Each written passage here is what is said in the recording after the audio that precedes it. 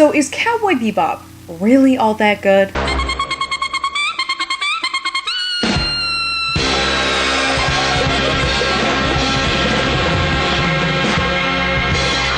Short answer, abso-fucking-lutely. And if you even doubted that for a moment, go sit in a corner and reflect upon your poor life choices. I'm just kidding. No piece of art is for everyone, no matter how popular or well-lauded it may be. I, for example, dislike plenty of things that are extremely popular. Hunger Games. But in the case of Cowboy Bebop, nah, I'm on the love train for that show with everybody else. And so, as with anything, I figure it's important to examine why. Why so many people not only feel the same, but laud it as one of the greatest anime of all time. And again, I'm right up there with them, but I'll take that even a step further and say that Cowboy Bebop is not only one of the greatest anime of all time, it's one of the greatest pieces of television of all time. So without further ado, let's jam. The most obvious place to start in talking about anything that's a good story is, well, its story. Cowboy Bebop is interesting in that it's predominantly an episodic series. This means you could essentially watch the bulk of it totally out of order because each episode in itself is a self-contained storyline that doesn't have any bearing upon the episodes preceding or following it.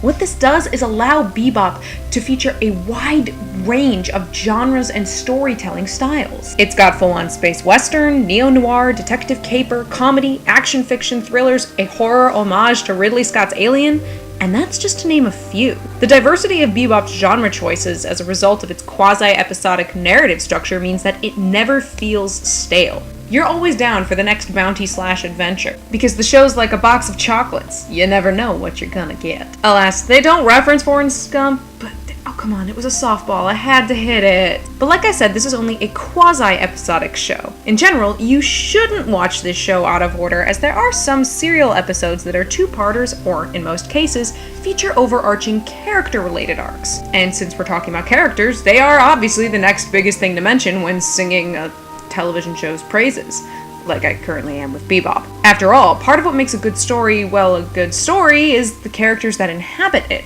The crew of the Bebop is full of easily recognizable and enjoyable archetypes who ultimately transcend their initial introductions through the use of the aforementioned character arcs in the more serial narrative episodes of the series. I think I mentioned before in my little ramble on Attack on Titan that anime essentially survives on tropes and archetypes, and I'll stand by that statement. Bebop's archetypes range from our snarky anti-hero, card-playing Byronic heroine, former cop turned basically crew mom, level-headed captain, hyper and androgynous hacker, and even a smarter than most of you corgi. And that's just the crew of the Bebop itself. But as I said before, the show elevates the archetypes by expanding them and digging deeper into the characters using specific episodes throughout the series to eliminate these characters as pasts and/or to continue to develop them further. I do want to briefly highlight though my favorite part of this elevation that Bebop does with the character of Spike Spiegel. Specifically, how he informs what I think are some of the show's biggest themes: existential ennui, loneliness, and the effect of the past upon the protagonist's present.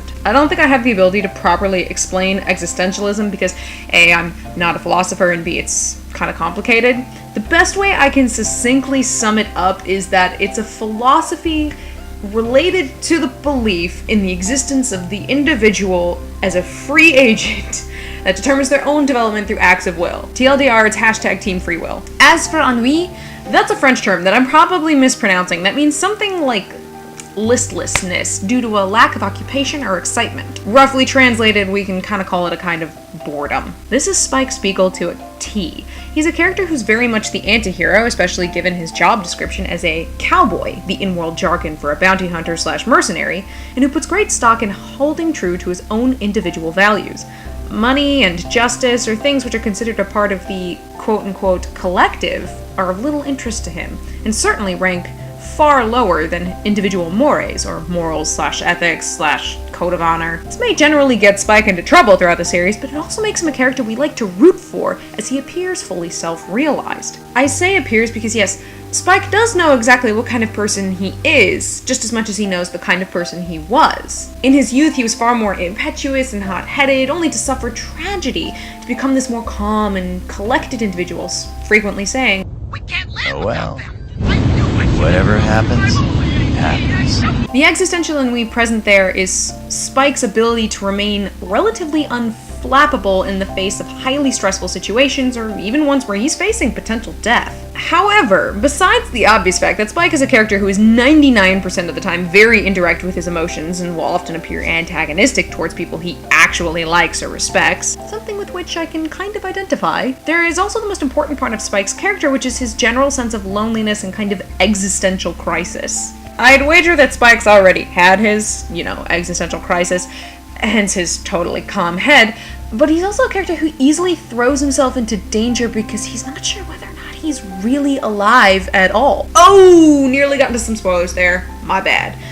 Honestly, I could just easily do an entire little video gushing about the complexity of Spike Spiegel's, so we should probably move along to the next thing, which is the music. Always the music. Yoko Kanno is a genius. If you're not familiar with her work, do yourself a favor and get her work in your life. She's covered a myriad of styles and influences across dozens of shows, video games, and films, and Cowboy Bebop is like this microcosm of her entire career. The sheer size of the diversity of genres, moods, and tones that Kanno uses in this soundtrack would be impressive in and of itself, but for the fact that every song is worth listening to, that's, to me, just astonishing. I don't think there's a dud track to be found anywhere on this soundtrack, and there's a lot of tracks in that set list. But furthermore, while sure, pulling predominantly from Western opera and jazz, Kanno and her band Seatbelts form the bulk of the show's backbone. Not to say the actual content of the show is lacking, far from it, but there's something about the interplay of the content and visuals with the music that makes you really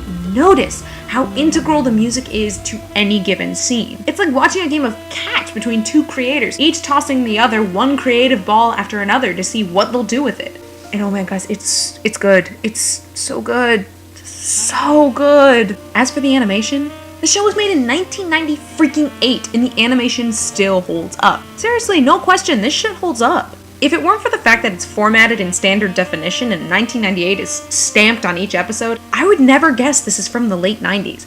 The colors are beautiful, the movement's fluid, and every episode is consistent, not only within itself, but throughout the whole show. It's always this high quality animation to go with high quality storytelling, high quality characters, high quality music. Just high fucking quality, guys. So basically, Cowboy Bebop is really fucking good, and I think it deserves all of the praise that it gets. It's also one of those shows where you can watch either the English or the Japanese because both are astonishing, and it really marks, especially in the dub industry, I think, a shift. This was one of the first dubs where I think a lot of people suddenly realized, oh my god, if we take some care and take this really great script and don't screw around with it too much and get some really good actors and just really well cast everything, we can create something of incredible quality for an English language audience. Honestly, the dub to this show is fantastic, and it's pretty much, I guess you could say, the breakout role of Steve Blum, who just, Spike, just, yes. Also, Mary Elizabeth McGlynn is in this, and I am absolute trash for that woman, so yeah. Everything about this show, top to bottom, is some of the best stuff you'll ever find.